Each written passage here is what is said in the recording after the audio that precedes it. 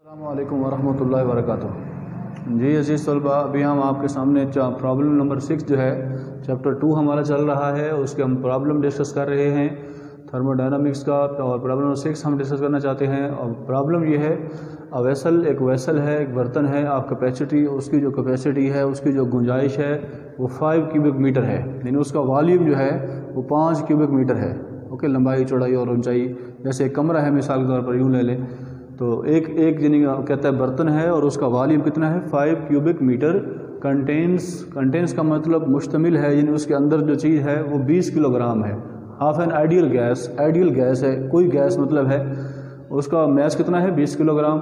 Having a molecular mass, जबकि उस gas का जो आइडियल गैस है उसका जो मॉलिक्यूलर मैस है वो 25 है। If the temperature of the gas is, जबकि टेम्परेचर जो है गैस का 15 डिग्री सेंटीग्रेड है। फाइंड इट्स प्रेशर, उसका प्रेशर आपने मालूम करना है।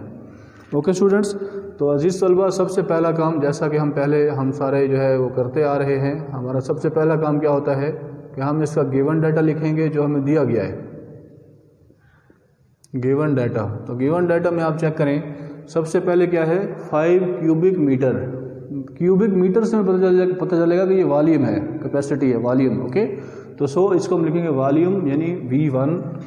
तो वॉल्यूम को हम V लिखते हैं। अब V के साथ 1 भी डाल दें, कोई मसला नहीं है। V1 is equal to 5 cubic metre, ये हमारे पास वॉल्यूम है।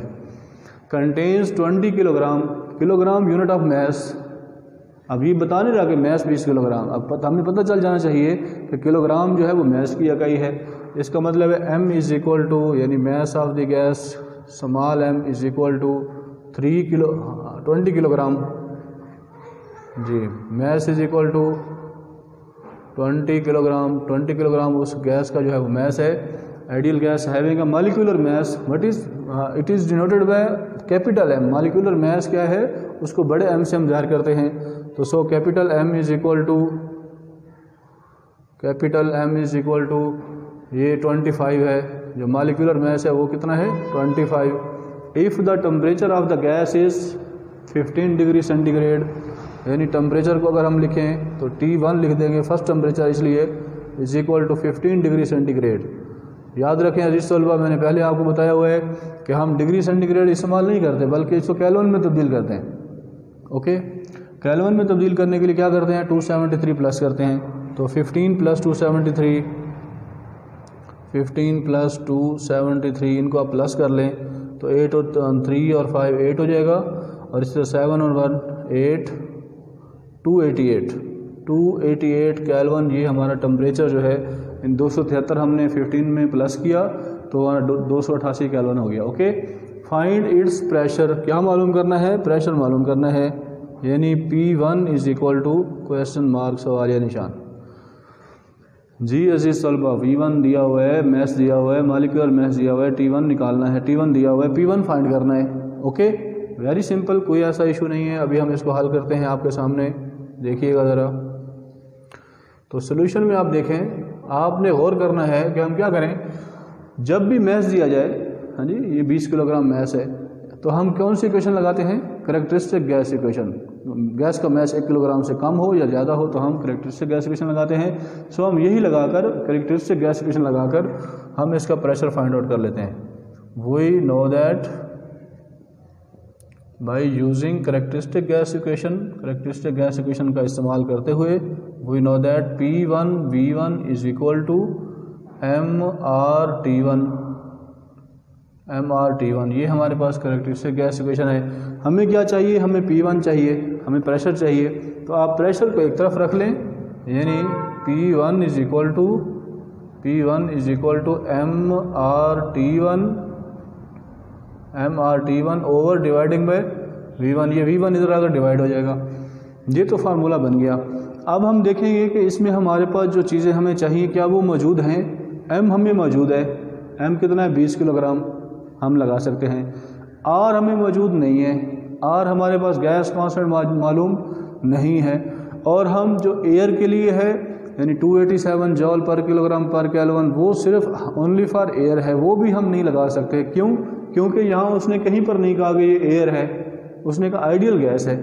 इसका मतलब है एयर के अलावा कोई और गैस है, इसलिए उसने उसका मॉलिक्यूलर मैस भी दिया।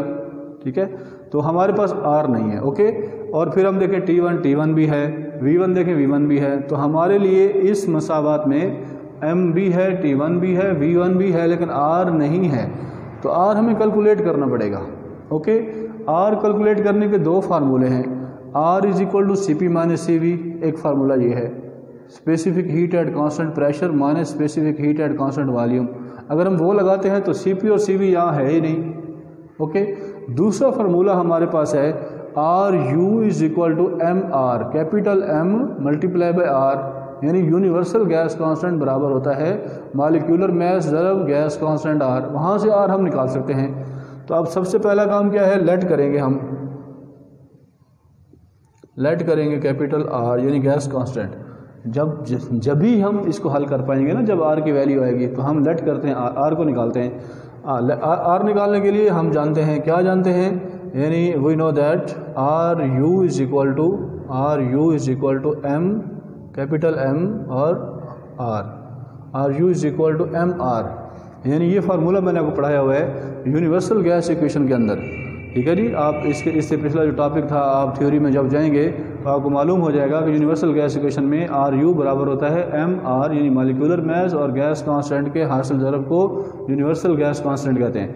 अच्छा जी, हमें क्या चाहिए, हमें तो R चाहिए। सो आप R को यहाँ रख लें, R is equal to RU over M, यानी इस M को मैंने इधर क्या कर दिया, डिवाइड कर दिया। अब R क्या फार्मूला बन गया, R is equal to RU over M। तो स्टूडेंट्स अब सवाल पैदा हो जाएगा कि RU भी तो हमारे पास नहीं है, RU कहाँ है, पूरी इसमें मसावत में RU नहीं है। लेकिन याद रखें, मैंने आपको पहले बताया हुआ है कि RU की वैल्यू कांस्टेंट है for every gases, her gas के लिए, और उसकी वैल्यू कितनी है 8314 जॉल पर किलोग्राम पर केल्विन। उसके लिए गैस के लिए RU की वैल्यू क्या है, कांस्टेंट है, और वो कितनी होती है, RU is equal to 8314 joule पर किलोग्राम पर केल्विन। RU की वैल्यू कांस्टेंट होती है फॉर ऑल गैसेस, और ये भी याद रखें कि ये तमाम गैसेस के लिए होती है, चाहे जौन सी मर्जी गैस हो। RU की वैल्यू कांस्टेंट है, कैलकुलेटेड वैल्यू है, RU is equal to 8314 joule पर किलोग्राम पर केल्विन फॉर ऑल गैसेस, तमाम गैसेस के लिए। इसका मतलब हम ये वैल्यू यहाँ लगा सकते हैं। सो मैं RU की जगह वैल्यू लगाता हूँ 8314 और डिवाइडिंग बाय M कितना है मेरे पास, मॉलिक्यूलर मास 25 है, तो यहाँ मैंने 25 पे डिवाइड कर दिया, इज इक्वल टू क्या आ जाएगा, R। Okay students, we have calculator, we use calculator जी। 8314 डिवाइडिंग बाय 25 पे डिवाइड कर देंगे तो ये हमारे पास आ जाएगा, यानी R इज इक्वल टू जी R is equal to gas constant is equal to 332.56 332.56। अब मसला बनेगा यूनिट कौन सा लगाएं। देखो मॉलिक्यूलर मास का कोई यूनिट नहीं था, ठीक है, 25 ही था, स्टेटमेंट में देखें 25 ही था, लेकिन इसका यूनिट था जॉल पर किलोग्राम पर केल्विन, तो वही आ जाएगा, यानी 332 जॉल पर किलोग्राम पर केल्विन। ओके स्टूडेंट्स, ये हमारे पास R की वैल्यू आ चुकी है। R की वैल्यू हमने क्यों फाइंड की है, क्योंकि हमारी जो मसावत बनी थी उसमें M भी था, R नहीं था, R निकाला। सो फिर आप रिलेशन इस्तेमाल करेंगे इसका, यानी P1 इज इक्वल टू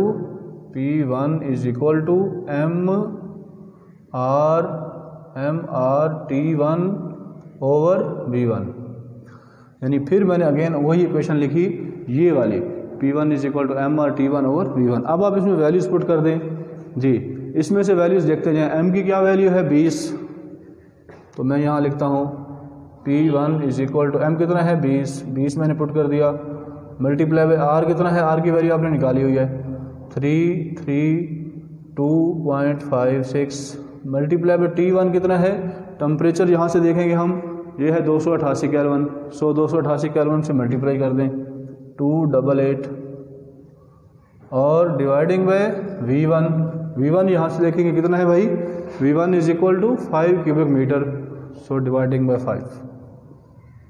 अजीज़ तलबा अब आप इसको मल्टीप्लाई करके और इसको डिवाइड करेंगे तो वो आपका आंसर होगा।